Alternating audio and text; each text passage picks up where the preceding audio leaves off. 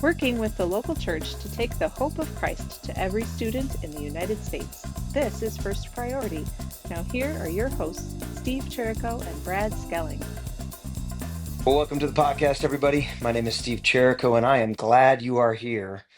As always, mostly always, Brad, mostly always, my Most counterpart, days. my frenemy in arms, Brad Skelling, is in the house. Welcome, Brad. Hello, everybody. Hello, Steve. Did you Good to hear wake your up voice yet, again. Brad? Are you here? I have just finished my second cup of coffee. Yep, that's how awake I Yes. am. Mm-hmm. Yes. Yep. The dog was Brad? barking at 4:15 this morning, so Oh, yeah. There we go. Anybody want a dog? yes, you know we do. I already offered to take him. Yeah, we do have a line for ours. Yes. That dog's incredible. Mm-hmm. Only the best for me. Right. Only the best. Well, speaking of the best, Bradley, let's talk about the two incredible guests we have today. Mm-hmm. We always planned good transitions just like that. Yes, we do. We're so professional. All right, so do some introductions, man. Who do we got? We have in the office, we calling them the twins because they're Houston West and Houston North. Yep. And I think it's more a reflection of the districts in Houston than the people who are leading the districts in Houston. But yes, Ashley Jones and Joe Jabbia.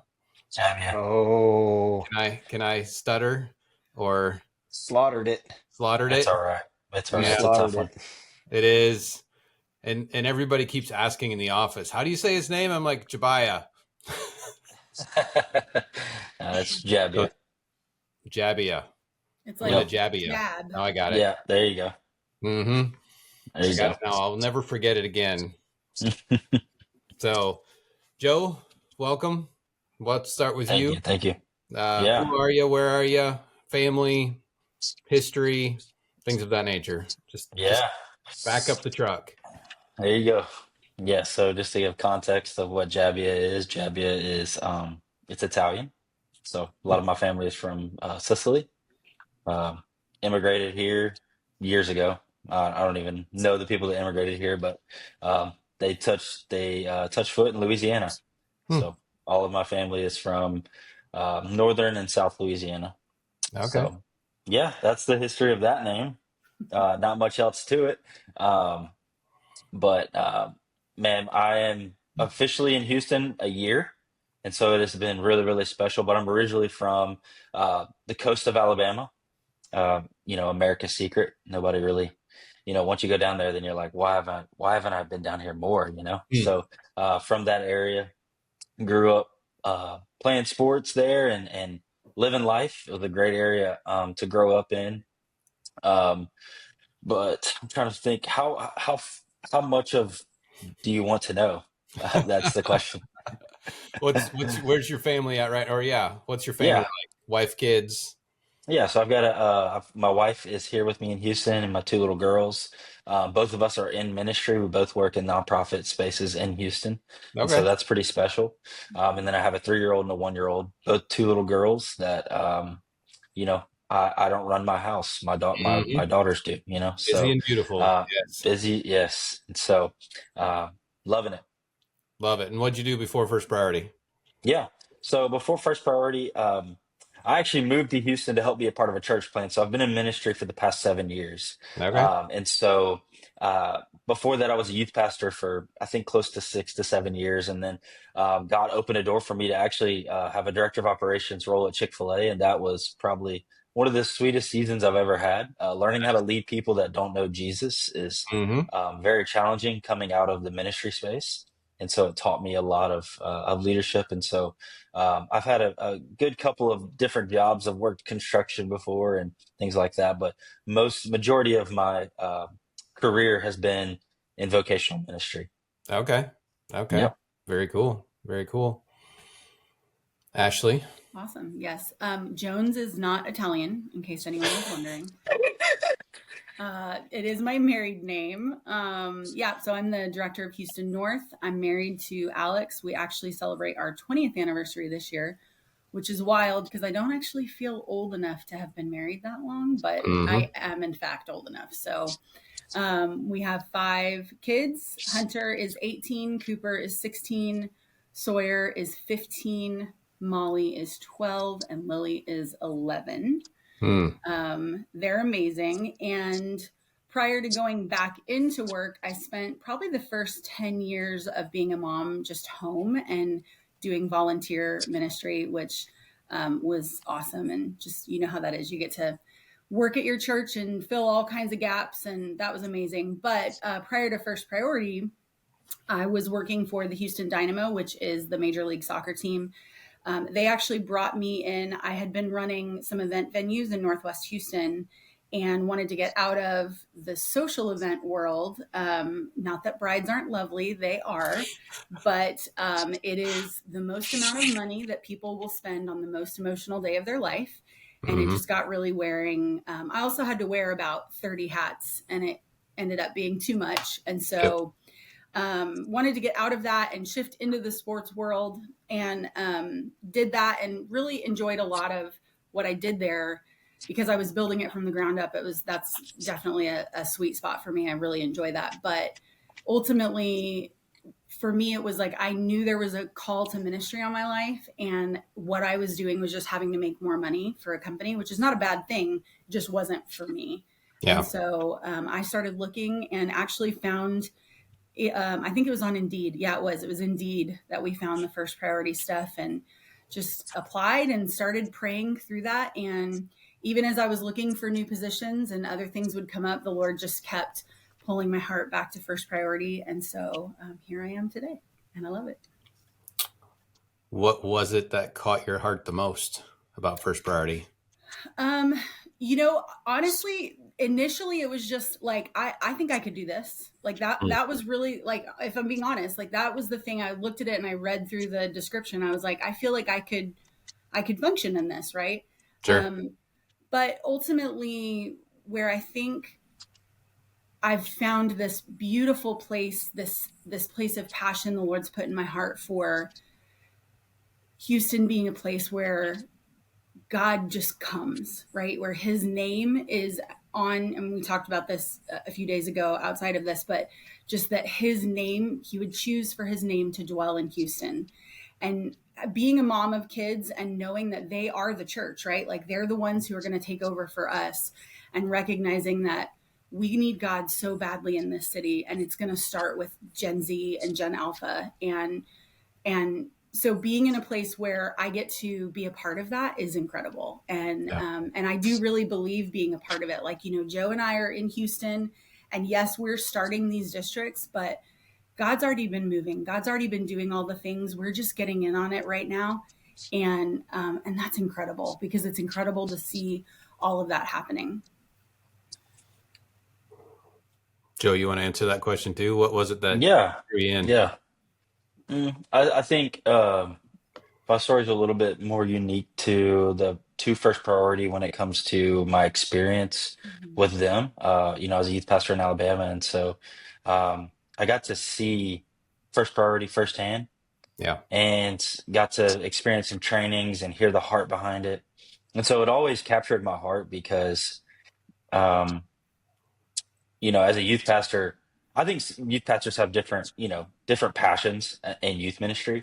And mine was always reach. And so it just kind of ignited a fire in me when I was a part of it to reach kids that were not coming to my youth ministry and would probably never step foot in a church. Yep. And so when I was working at Chick-fil-A in Houston, I worked near it was kind of a interesting spot. It was near Energy Corridor where it's like major oil and gas companies, some of their headquarters. And then it was kind of on the line of lower income. And so I got such a plethora of people, and also a plethora of employees. And so I worked with so many teenagers that were making ends meet for their families, and doing just like living a really hard life. Yeah. And they would have never stepped foot in a church. And it's not because they were turned off by the church. It's because they didn't have time to go to church. Yeah. They were working 45 hours, 50 hours a week. And the last thing on their mind was to get to church. it was their future. It was to pay bills. It was to take care of their mom. And it was just like, it was heart-wrenching. And as a youth pastor, I've never experienced those kind of stories just because I've never lived in a metropolitan city. Yep. And I got some really awesome opportunities of ministry in there, but when my heart started burning for just student ministry, and I didn't know what it looked like, and I was honestly fine with being at Chick-fil-A, but my wife really just was like, "What if you know, just look to see if there's anything in the city nonprofit that's ministering to that demographic?" And Sure. so I did, and I saw First Party, and I was like, "No way, There it this is is. this is Yeah. crazy." On Indeed, I'm like, "Haley, you're not gonna believe this. This is wild." Hmm. And so I applied, and the rest is history. But why I choose First Priority truly is I'm a big fan of Church of the Highlands. I don't know if y'all ever heard of them, but Yeah. Chris Hodges is I wouldn't say he's like a someone I look up to. I do aspire who he is, but his heart as a former lead pastor now, but as a lead pastor for the next gen, was always just so special, and how they poured into the youth pastors across the country, and specifically in the state of Alabama. It was just Yep. always inspiring. But I remember hearing a talk one time of him looking at the history of revival in our country, and it always started with the next generation. Yep. And so if we're not investing in the next generation, we probably won't see revival. And so being a part of something and falling in love with a city like Houston, that looks like heaven, honestly, is beautiful. Um, Being able to reach the next generation right where they're at, and hopefully see the city turn a new leaf, it's exciting. Houston was ranked the second worst, most sinful city in the country, and it's in our next generation. It's in the high schools and middle schools. Like Wow. the worst of the worst situations are in that, and the future of our city is in those schools. Wow. And if we don't get the good news, if we don't get the antidote to the human condition, which is the gospel to them, then I don't see a bright future for our city. And so that's at the core of it, that's my heart for First Priority. It's good. Well, Ashley, let me jump back to you a minute. Ashley, you're how many weeks in now? Almost 8. We That's started what was March gonna be my 1st. guess. Okay, Yeah. so 2 months in, give us a couple moments that were aha, like, man, this is why I'm doing this moments, and give us a couple moments where you're like, ooh, that's painful, and I've got some learning to do in the midst of that. So Yeah. walk us through a couple things. Sure. So I'll start with what I think are just been some beautiful aha moments. I think watching, as I've met with some youth pastors, student pastors, to talk about how we can come alongside them and partner with them to get their students that they're already ministering to launching clubs in their schools.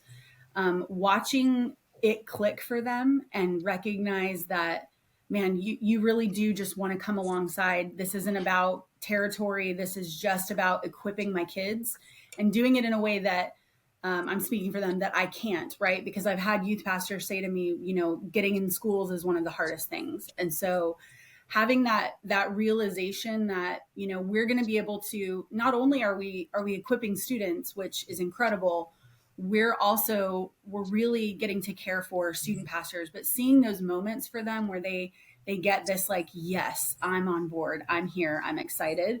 And one church in particular that I got to share with their students, they got so excited. And so it was the first time I got to experience seeing, like, firsthand those kids really, like, catch the spark of what we're talking about doing. And when I explain what First Priority is and what we do, it's always it can be so brief because it's so simple, right? It Mm-hmm. isn't super complex what we do. It's just about Jesus. It's about the gospel. It's about equipping students to be able to share their faith story and share the gospel. And it isn't deeper than that. And so for kids to see that and to have those moments where they go, I can do that. Like, I get to be part of the church right now. And I just remember being a teenager growing up in church, feeling like I didn't know what my place was in the body of Christ. So those have been just incredible, beautiful moments for me that I I'm excited for more of them, like the more meetings we have, and just the more, and the beauty of it all is that I don't have to be persuasive enough. I don't have to explain it well enough. Like the Lord's going to use all of my bumbling and all of my poor communication and all of that. And people just, they get it because of what God's already doing. And so I get to just sit back and go, I can't believe I get to do this. You know, it's incredible. I would say probably the moments so far that have been challenging. And I'd say they're not, I think harder things will come, honestly, because it's only 8 weeks in, right? But Right. I would say it's the tension of the waiting, right? And how much do we push into pastors that are already super busy, right? We, in our 8 weeks, we've gone through like a huge portion of Lent and all of the things leading up to Easter. And I know, like my home church, we had a Seder night where we had Jews for Jesus come in and walk us through a Seder dinner. And then we did a Stations of the Cross and then Easter. And that was one church, 3 events over the course of a week. Churches are so busy in this season. And so from my seat, just experiencing the tension of the waiting and what that needs to look like, and how hard do I push and how much do I pull back. And that's definitely one that and maybe that will be just kind of a perpetual place for me. I was even reading this morning in Psalm 25 about waiting on the Lord. And I'm like, okay, I got you. I got it. I got to wait. This is a waiting. But that tension, right? The push and pull. And then I think the other is just, when we're talking about fundraising and what it looks like to ask people to partner with us on this. And it's beautiful. And honestly, some of my own insecurity of asking them to come alongside and know that some of that goes toward me, right? As my family, and having to really wrestle with the struggle of feeling like I'm not worthy to ask for that. And so that's like a personal, but it definitely applies in the professional as well. And so working through that with the Lord, right? Like what does that mean for me, and how, what do I have to unpack with Jesus to be able to make those asks and not feel that way? You know what I mean? Sure. So yeah, those are probably my Really highs. good. Really good. Joe, let's go your route. Same questions, right? Talk to us about some things that were ahas, that were God winks, and talk to us about some things that you've had to walk through that you're like, ugh, this is one of those Yeah. moments I've got to grow. Yeah. I'll say aha moments. It's been really special to meet with new people. I think that's been really, really fun, is meeting new people, getting to grow relationships in the city. I think one of the biggest aha moments that I've had is just how valuable relationships are.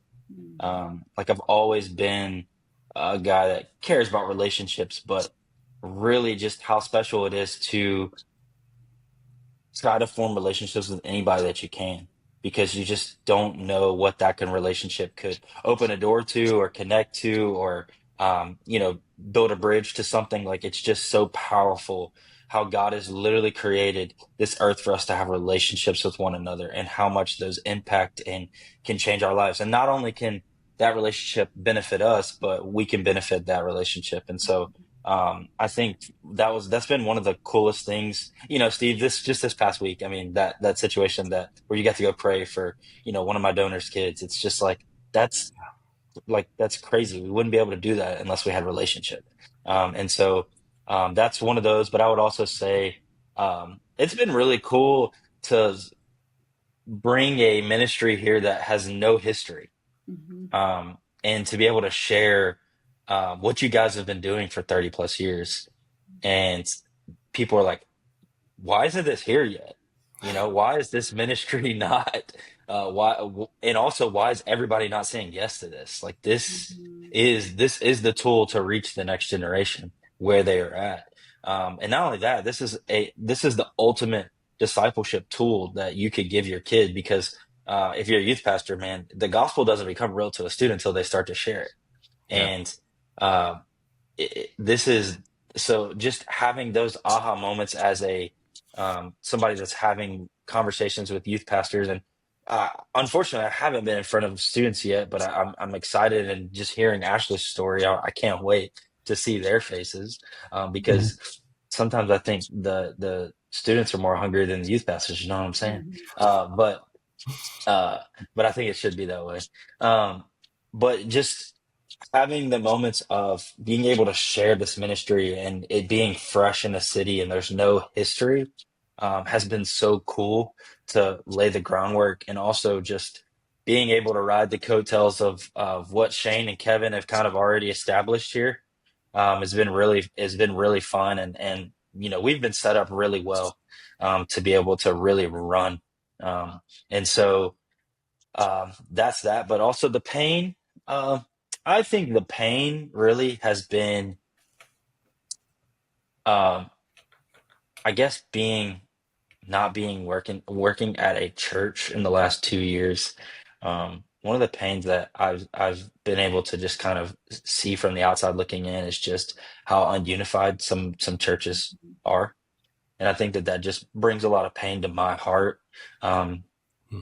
because we are the body and Jesus is the head, and we are a kingdom. We're not a bunch of kingdoms, and I think that I think that it's fine. The local church is the hope of the world. I think we could all agree to that.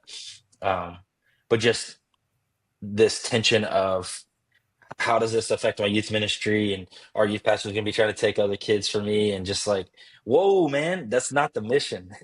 And I think that's been the hard, painful thing, to have to try to like almost galvanize and unify, pastors that have been doing youth ministry in a city for 5 to 10 years in their own lane, and that's fine. But it's like, hey, how can we bridge the gap? And I think that there is some kind of, I don't know why, maybe I'm taking on the pain of what that's caused, but I mean, Hmm. there are pastors that are lonely, and that's painful. There are pastors that have no community or no resource, and that's painful. And so being able to kind of wear that and trying to connect and trying to build bridges for people to find community, that's been fun, but it's been painful to see, just because I've never been in a seat where I'm trying to unite churches. I've always just been running in my own lane, right? And so being able to see it, it's just like, man, it's so valuable for us to collaborate. Like, that is the beauty of the kingdom of God. So Love it. Good. Hmm. Well, as we start to land the plane with this conversation, I guess it's kind of a two-sided question of the same coin. How can we be praying for you and your district in Houston? And at the same time, that question is a little bit, what are your short-term plans? What are your goals here? We praying for some clubs. We praying for some churches. How can we be? What are you working on, and how can we be in prayer for you? We don't have to go in alphabetical order. I would say, I mean, obviously, Ashley and I's plan is to launch 12 clubs in the next year, the next school year. Okay. I don't think that's going to be a hard thing, Yeah. just with the momentum that we had going into it. Mm-hmm. But I think it's really I think it's not just the first like 12 schools, it's the first right 12 schools to basically help create a culture and a Mm-hmm. brand of who we are. In the West Side, obviously, I know Ashley has a heart for that as well. But being able to identify the first 12 schools that, are going to make the most sense strategically, Mm-hmm. for as we launch, and kind of where our influences already are. Mm-hmm. And so just, I mean, that's kind of the goal. And then, obviously we have goals to build an advisory team. And so I'm just praying that God sends the right people to be Mm-hmm. able to not only help us as, with advice and direction, but also can help us have brand ambassadors just throughout the city that can just bring Right. more influential people to help us get this mission in Houston. And so I think the biggest prayer for me is just favor. I mean, to be honest, like that is, that I would just have undeniable favor, and that, that favor would just open doors and bring more connections, and it's not a favor on me, it's just it's like a anointing in God, just imparting his spirit and what he wants to do in Yep. our city, and just allowing me to be the mouthpiece for that. And so that's just really, that's my biggest heart and biggest hope, is that this ministry would just have favor, and that, people would just have open hearts and be able to hear it Yep. clearly. So, Yep. And just for clarity, the 12 is collaboratively or each? Just for just our audience. each. Yeah. Yeah. 12 Each. schools each. Okay. Yeah. Yeah. I like your ambition. Yeah.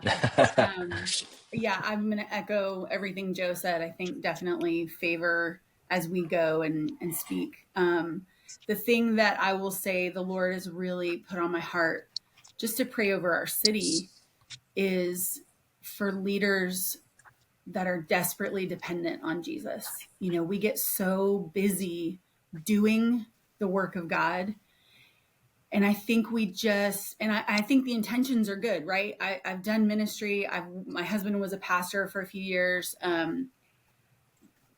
I understand how it happens, but the thing that the Lord just continues to put in front of me to pray over our city and over our pastors and our ministry leaders is that everything that happens is born out of this place of deep dependence on Jesus, because the beauty of that is we don't have to manifest anything. He does it. He does all of it. He's asking us to come and be present with him and sit with him and let him fill us. And out of that abundance is what the ministry happens, right? And it doesn't mean that there aren't things to do. He leads us, he guides us. But for the city of Houston, and particularly leaning back into what Joe said about the disunity that we're seeing among pastors and among churches, that when we are dependent on Jesus and when we're humbly walking with him, that doesn't exist, right? Because it's like, this isn't about me and my kingdom and my work and what I'm doing for God. This is about, God, what do you have for us to do? How can we come alongside? How can we get in on what you're doing in this city? And so I think just praying for Houston, that as we encounter student pastors and leaders, and I'm not saying that doesn't exist here. Please don't hear that.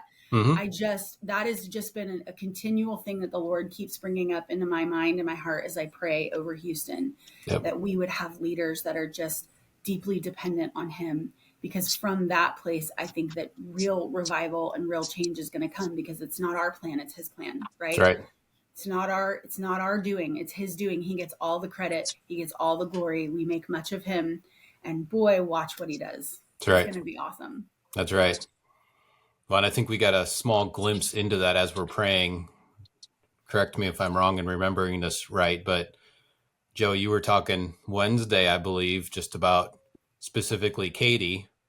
And as you were talking about that, was it Shane Kenny that piped up and said, hey, yeah, we were at this event and this kid was talking about wanting to start First Priority, but they're moving.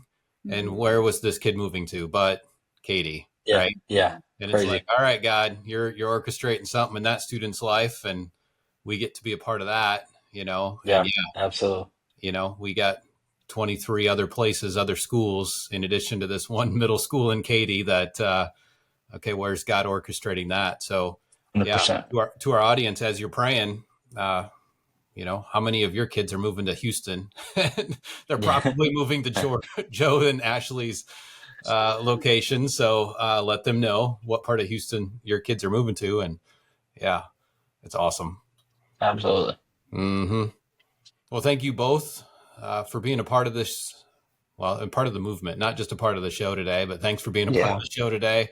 Thanks for answering this call. I know I'm just honored and humbled every time I hear a story of the two of you. We were listening to Logan last week on the podcast, just talking about, him being a youth minister and then spending 5 years in marketing and sales, and wondering why he's spending 5 years in marketing and sales, only to read the First Priority job description too, and saying, hey, this is what God's doing. I'm like, oh man, this is pretty cool. And it's just humbling to be a part of this and reaching a generation. So thanks for the two of you for joining this and being on the team and making us better. And we're excited to see what the Lord does.